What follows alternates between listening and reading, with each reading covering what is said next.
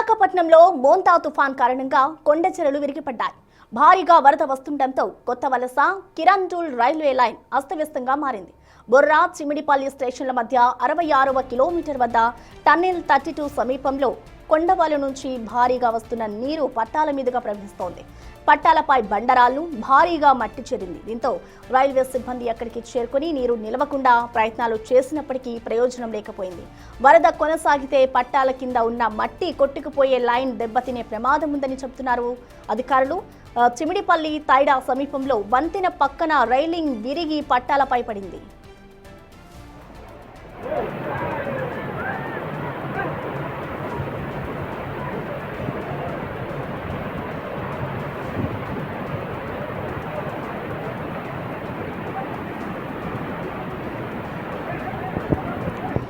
Right, ప్రస్తుతం మనం చూసుకోవచ్చు. ఇటు విశాఖపట్నం జిల్లాలో మోంతా తుఫాన్ కారణంగా కొండ చెరలన్నీ కూడా విరిగిపడిన దృశ్యాలు మనం చూడొచ్చు. ఇటు కొత్త వలస కిరోండల్ రైల్వే ట్రాక్ పై అయితే భారీగా బండరాళ్ళు అయితే అక్కడికి వచ్చి పడ్డాయి. వాటిని తొలగించే ప్రక్రియలో అయితే అధికారులు ఉన్నారు. మరొక విజువల్లో కూడా మనం చూసుకోవచ్చు. కిరోండల్ రైల్వే ట్రాక్ కొత్త వలస దగ్గర భారీగా నీళ్లు అలాగే ఇసుక కూడా రైల్వే ట్రాక్స్ కిందకి వెళ్లడంతో ఇటు అధికారులు వాటన్నిటిని కూడా తొలగించే పనిలో ఉన్నారు. మొత్తానికి ఈ ఎఫెక్ట్ అయితే భారీగా ఉండడంతో వాటన్నిటిని కూడా తొలగించే ప్రయత్నాలు చేస్తున్నారు. మరొక వైపు అదే ట్రాక్ నుంచి ఏవైతే రైళ్లు వెళ్లే ఉన్నాయో విజయనగరం విశాఖ అటు మీదుగా వెళ్లే రైళ్లన్నిటిని కూడా ఇప్పటికే అధికారులు రద్దు చేశారు. ఈ నేపథ్యంలోనే రైల్వే ట్రాక్ కింద మట్టి పేరుకుపోవడంతో వాటన్నిటిని కూడా అధికారులు తొలగిస్తూ ఉన్నారు. ప్రధానంగా చూసుకుంటే రైల్వే ట్రాక్ పై ఇంత భారీ ఎత్తున కొండ చెరలు విరిగిపడడంతో ఇటు అధికారులు అప్రమత్తమై వర్షంలోనే వాటికి సంబంధించిన పనులనైతే అక్కడ వేగవంతం చేస్తున్నారని చెప్పుకోవాలి. భారీగా వరద వస్తుండడంతో ఇటు రైల్వే ట్రాక్ అంతా కూడా అస్తవ్యస్తమయంగా మారిపోయిన సిచ్యువేషన్ కనిపిస్తోంది. ఇటు దాదాపు 66వ కిలోమీటర్ వద్ద టన్నెల్ 32 సమీపంలో కొండవాలు నుంచి భారీగా నీరంతా పట్టాల మీదుగా ప్రవహిస్తూ వస్తుంది. అసలు దీనికి సంబంధించిన ఓవరాల్ డీటెయిల్స్ ని వైజాగ్ నుంచి మా ప్రతినిధి రాజు మనకి అందుబాటులో ఉన్నారు. రాజు, ఓవర్ టు యు.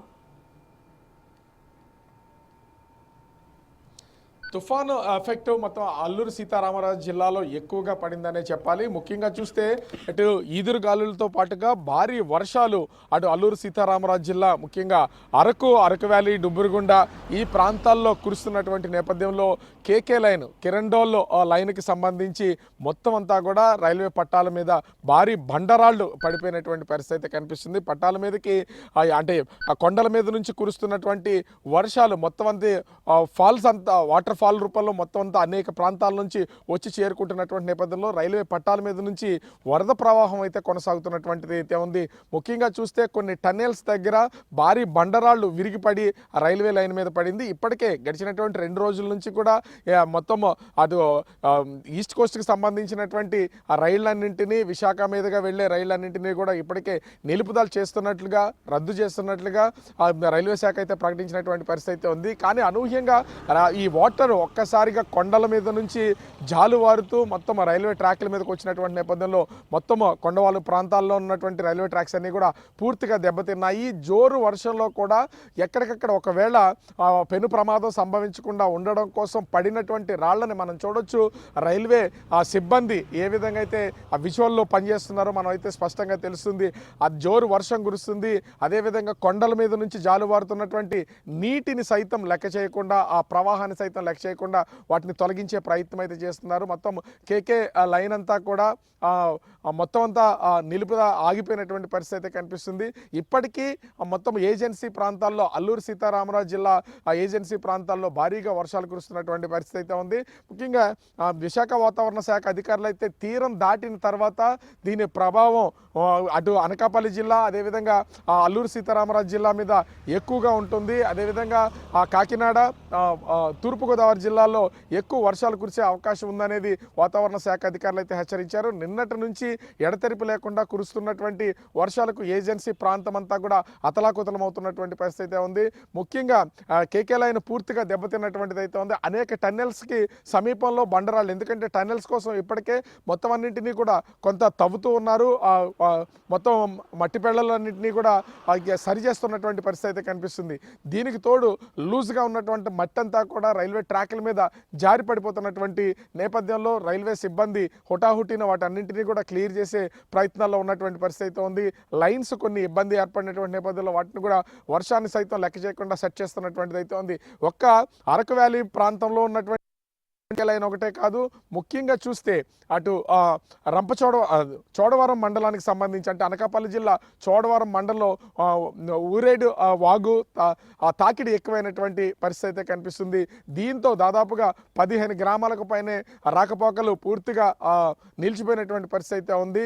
భారీగా నది ప్రవహిస్తున్నట్టు ఉప్పొంగినటువంటి నేపథ్యంలో గ్రామాలకు సంబంధించి ఒక్కసారిగా మొత్తం అన్నీ కూడా రాకపోకలు నిలిచిపోవడం, గ్రామాల్లోకి నీళ్ళు వచ్చి చేరుతున్నటువంటి నేపథ్యంలో పునరావాస కేంద్రాలకైతే తరలిస్తున్నటువంటి పరిస్థితి అయితే ఉంది. ఇప్పటి వరకు విశాఖ నగరానికి సంబంధించి కేవలం అంటే గడిచినటువంటి 2 రోజుల్లో 86 భారీ చెట్లు అయితే కూలిపోయినటువంటి పరిస్థితి అయితే ఉంది. ఇవి కాకుండా మొత్తం ఇప్పుడు అంటే తుఫాను తీరం దాటిన తర్వాత దీని ప్రభావం అంతా కూడా ఏజెన్సీ ప్రాంతాల మీద పడినటువంటి పరిస్థితి అయితే ఉంది. ముందుగానే వాతావరణ కేంద్ర అధికారులు హెచ్చరికలు జారీ చేస్తున్నారు.